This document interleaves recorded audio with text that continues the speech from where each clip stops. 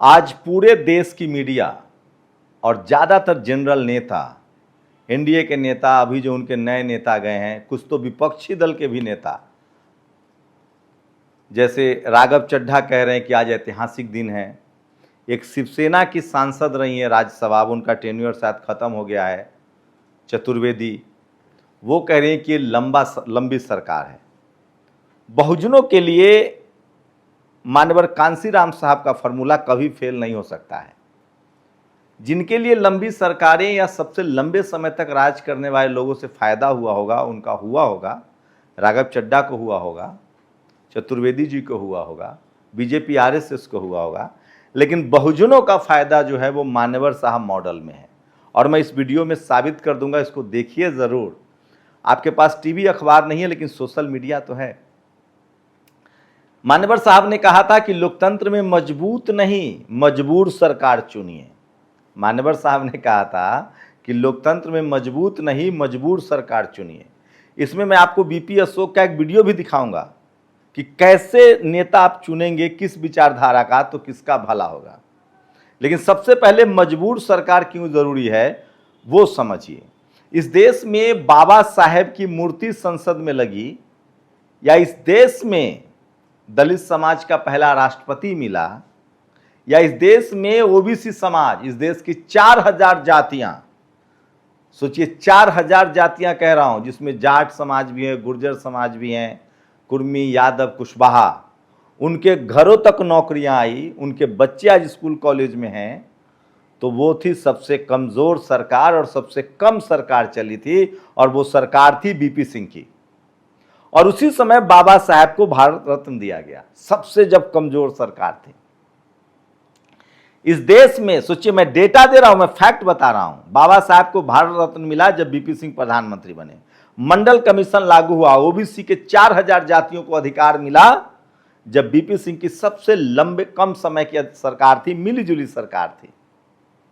इस देश में किसानों का सबसे ज्यादा भला हुआ जब फिर से चौधरी चरण सिंह की सरकार थी, वो भी प्रधानमंत्री बने सबसे कम समय के लिए। लेकिन उन्होंने दलित, पिछड़े, किसानों के लिए कितना काम किया, मैं फैक्ट बता रहा हूं। जनता दल की इंदिरा गांधी के खिलाफ पहली सरकार थी।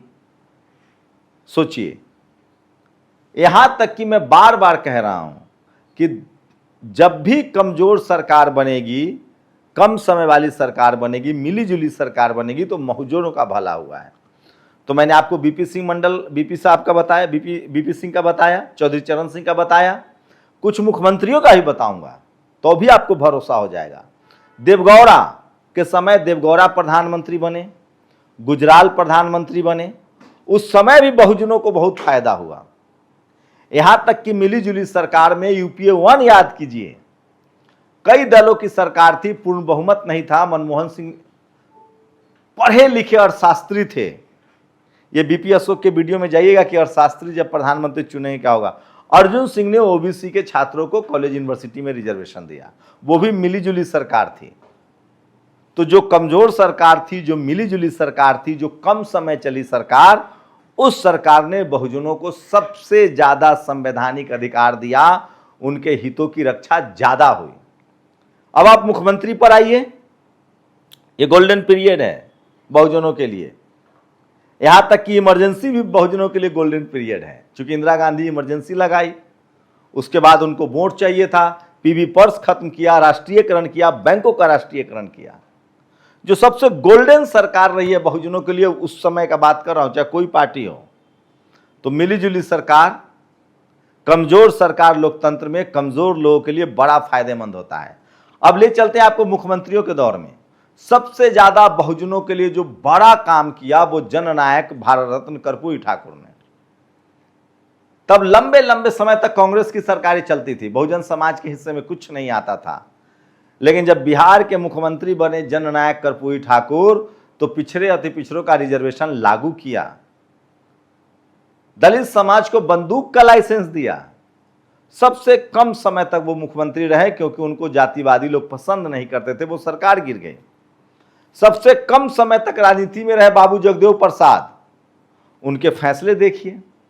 सबसे कम समय तक मुख्यमंत्री रहे बीपी मंडल साहब, उनके फैसले देखिए। एक टर्म में मायावती जी का कार्यकाल रहा, छोटे छोटे 4 कार्यकाल रहे, लेकिन एक 5 साल का कार्यकाल रहा। उसमें SC ST OBC के नौकरियों की भरमार थी, सबको हिस्सा मिल रहा था। मैं कह रहा हूं शोषित वंचित समाज को सबसे ज्यादा फायदा कब हुआ? एक टर्म अखिलेश यादव की सरकार थी, कुछ फैसले से मैं भी असहमति जताता हूं, उसके बावजूद भी राज्यों का विकास हुआ। तो मैं इसीलिए कह रहा हूं कि लंबी लंबी सरकारें जो इस देश में चली है, खासकर कांग्रेस की हो या बीजेपी की हो, वो बहुजनों के हक में तो नहीं चली है। बहुजनों का तो भला नहीं हुआ है, ये आप गांठ बांध लीजिए। बहुजनों का जो सबसे भला हुआ है वो मिलीजुली सरकार में हुआ है। तो आप लोग बताइए कि नरेंद्र मोदी जी के ये जो तीसरा टर्म है और नेहरू जी के टर्म से वो आगे निकल रहे हैं। कहा जा रहा है कि नेहरू जी चुन कर जब आए 52 में, वैसे तो वो 47 में प्रधानमंत्री बने, लेकिन वो कंस्टिट्यूएंट असेंबली ने बनाया था, लेकिन कंस्टिट्यूएंट असेंबली भी चुन के आई थी, ऐसा नहीं था। लेकिन बीजेपी कह रही है कि जब प्रधानमंत्री वोट से चुन के आए, जनता के वोटों से, पहले कंस्टिट्यूएंट असेंबली उसी जनता के वोट से भारत में प्रधानमंत्री नहीं चुनते हैं। कंस्टिट्यूएंट असेंबली का चुनाव भी भारत की जनता ने ही किया था, सोचिए, क्योंकि वो विधायकों द्वारा चुने गए थे। तो जैसे अभी राज्यसभा का चुनाव होता है, विधायक चुनते हैं। तो खैर मान लेते हैं, तो लंबे समय तक प्रधानमंत्री के 4000 दिनों तक रहने से आपका क्या फायदा हुआ है, ये हमें जरूर बताएं। 12 साल लगातार प्रधानमंत्री रहे, आपका क्या फायदा हुआ, ये जरूर बताएं। क्या SC ST OBC का फायदा हुआ? सोचिए, राजस्थान में पानी की सुई दे दी जाती है कोटा में, 5 जो प्रसूति महिलाएं हैं वो मर जाती हैं, उन सबका डिलीवरी हुआ था, पानी वाली सुई दे दी गई।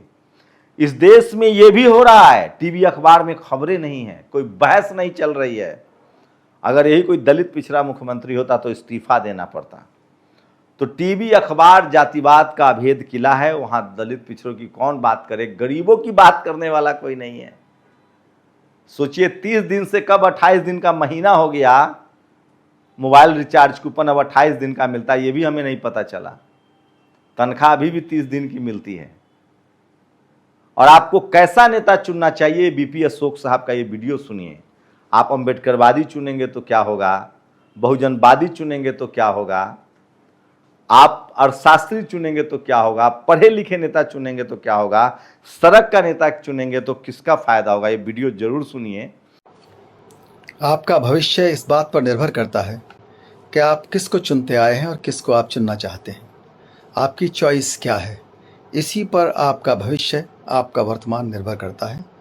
जो अतीत में हो चुका उस पर आपका वश नहीं है, लेकिन अतीत आपको प्रेरणा देता है। अतीत की भी समीक्षा कीजिए और ये अपेक्षा कीजिए कि वर्तमान भी अच्छा हो और आपका भविष्य भी अच्छा हो। एक रणनीति के अनुसार चलिए। अगर आप अर्थशास्त्र जानने वालों को संसद भेजते हैं तो निश्चित रूप से गरीबी कम होने की उम्मीद रहेगी। अगर आप कुछ इंजीनियरिंग क्षेत्र में महारत हासिल करने वालों को भेजते हैं तो निश्चित रूप से कुछ ना कुछ विकास की गति आगे बढ़ेगी। कुछ संविधान और कानून जानने वालों को, वकीलों को, जजों को नेता बनाते हैं, नेता चुनते हैं, तो निश्चित रूप से वो लोकतंत्र और संविधान के लिए शायद ज़्यादा काम करेंगे। अगर अम्बेडकरवादी सामाजिक कार्यकर्ताओं को चुनेंगे, मिशनरी कार्यकर्ताओं को चुनेंगे, तो लोकतंत्र सुरक्षित रहेगा। उच्च शिक्षा प्राप्त लोगों को आप महत्व देते हैं, उनको चुन करके भेजना चाहेंगे तो निश्चित रूप से वो देश की बौद्धिकता को बढ़ाएंगे। अगर कुछ चिकित्सक अच्छा नेतृत्व कर सकते हैं और आप उनको भेजते हैं तो निश्चित रूप से वो देश का स्वास्थ्य, देश की लाइफ एक्सपेक्टेंसी पर फर्क डालेंगे, उसको बेहतर करेंगे। अंतर्विवाह करने वालों और धर्मनिरपेक्ष लोगों को अगर आपने चुना तो राष्ट्रीय एकता बढ़ेगी। और ऐसे अनुभवी लोगों को आपने चुन करके भेजा जो रक्षा सुरक्षा का अनुभव जिनको है, ऐसे नेताओं को चुना, ऐसे प्रत्याशियों को आपने तरजीह दी, तो देश की सुरक्षा बढ़ेगी, जो सीमा है उसकी भी सुरक्षा बढ़ेगी और अपराध भी देश के अंदर कम होंगे। व्यवहार कुशल लोगों को चुनिए, चरित्रवान लोगों को चुनिए। देश के अंदर जो मिलनसार लोग बाग हैं, इतिहास के जानकार हैं, अंतर्राष्ट्रीय राष्ट्रीय समस्याओं को जानते हैं, स्थानीय समस्याओं को जानते हैं, घोषणा पत्र के बारे में बता सकते हैं, अच्छा उनका कम्युनिकेशन स्किल्स हैं, मिलनसार हैं, निरपराधी हैं, ऐसे को चुनेंगे तो निश्चित रूप से आपको लाभ मिलेगा। और अगर आपने चमचागिरी करने वालों को, पैर छूने वालों को, अंधविश्वास फैलाने वालों को, चरण वंदन करने वालों को, अपराधियों को, टिकट वोट बेचने खरीदने वालों को उन्हें चुना, या बिना जाने हुए किसी परिवारवादी व्यक्ति को चुन लिया, या आपको दया आ गई किसी के ऊपर, किसी के यहाँ कोई अनहोनी हो गई और आपको दया आ गई, ऐसा प्रत्याशी चुन लिया आपने ना उसकी शिक्षा देखी, ना उसका चरित्र देखा, ना उसका अतीत देखा, ना उसके विचार देखे, लोकतंत्र के बारे में जानता है या नहीं जानता है, ये जानकारी नहीं हुई, तो फिर आप जानो। निश्चित रूप से आप फिर, इसका मतलब है कि आप गरीबी ख़त्म नहीं करना चाहते, आप सामाजिक न्याय नहीं चाहते, आप संविधान को बचाना नहीं चाहते। तो ऐसा रिस्क मत लीजिए। अब तक जो करते आए ठीक है, लेकिन आगे ध्यान रखिए कि आपको लाभ उन्हीं लोगों से मिलेगा जिन लोगों को आप पसंद करते हैं, जिन लोगों को आप वोट डालते हैं, जिन लोगों को आप टिकट देते हैं या दिलवाते हैं। तो ये ध्यान रखिए भविष्य में, जो अतीत में हो चुका। ओके, धन्यवाद। जय भीम, जय भारत, जय संविधान। और जाते जाते एक बात सोचिए, बीजेपी जो चाल चरित्र चेहरा की बात करती है, जैसे ही विपक्षी दलों के नेता वहां मिल जाते हैं वो सब उसमें शुद्ध हो जाते हैं। अब एक बड़ा सवाल लोग कह रहे हैं कि आप आरजेडी के नेताओं को तोड़ के दिखाइए। अनिल यादव है, बड़े पत्रकार, उन्होंने कहा कि समाजवादी पार्टी के सांसदों को बीजेपी तोड़ के दिखाए तब मानूंगा कि बीजेपी असली ताकत वाली पार्टी है। शुक्रिया। नेशनल दस्तक की आपसे गुजारिश है कि अगर इसको बचाना चाहते हैं तो नेशनल दस्तक को सब्सक्राइब करने के लिए रेड कलर के सब्सक्राइब बटन को दबाएं, फिर बेल आइकन की घंटी दबाएं। नेशनल दस्तक को बचाने के लिए बहुत जरूरी है कि हर खबर को शेयर करें, लाइक करें, कमेंट जरूर करें।